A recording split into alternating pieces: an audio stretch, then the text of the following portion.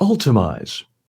One of the biggest lies modern adults quietly tell themselves is this: if I'm not working, I must be recovering.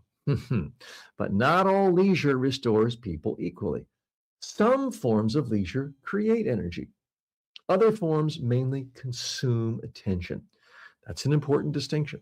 Now, there's nothing wrong with watching movies, nothing wrong with television, nothing wrong with relaxing. The problem is that many people unintentionally spend enormous, and I mean enormous amounts of free time in passive consumption modes. And these leave them emotionally flatter afterward instead of feeling emotionally fuller. And because the experience feels easy in the moment, they mistake it for meaningful recovery.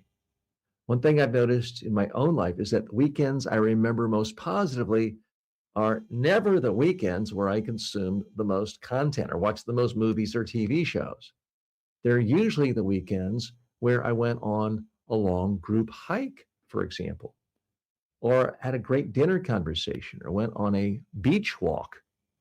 It's time with family, a funny social interaction I had. Maybe it's a trip, could be a game, an active shared experience with others. Those experiences create emotional texture. Passive consumption often creates emotional blur, and modern technology increasingly pushes people toward blur because blur is frictionless. You don't have to plan anything. You don't have to coordinate anything. You don't have to move your body. You don't have to get off the couch. You don't have to call anyone or leave the house or risk awkwardness or participate or maybe lose at something. You just consume.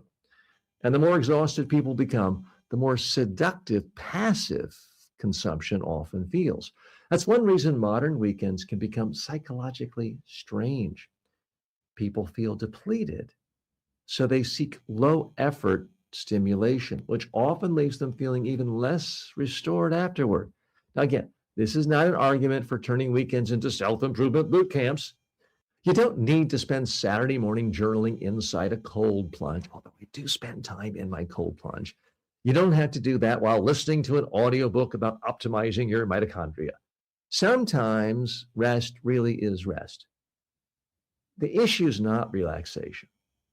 The issue is unconscious overconsumption of passive stimulation, replacing too much active participation in life. One thing recreational sports and social activities often do extremely well is force participation. If I'm playing pickleball, I'm not half paying attention while at the same time scrolling on my phone, checking email, and watching cable news. I'm fully engaged in the activity. Otherwise, I'm going to get beamed in the head with a pickleball.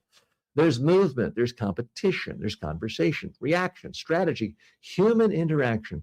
That level of engagement often creates much deeper restoration than fragmented passive consumption does. And importantly, meaningful leisure doesn't have to become expensive or complicated. People sometimes imagine living fully means constant travel, luxury experiences, or elaborate adventures. No, often it's much simpler. A walk with someone you enjoy, leaving the cell phone at home. A hobby, a local game, a meal with somebody else, a bike ride, an outdoor activity, a conversation without distraction, a shared experience, something active instead of purely consuming stuff. One of the goals of this series is not merely helping people relax more, it's helping people like you think more intentionally about the difference between stimulation, distraction, consumption, participation, and genuine emotional restoration. Because we can shape quality of life far more than many people realize.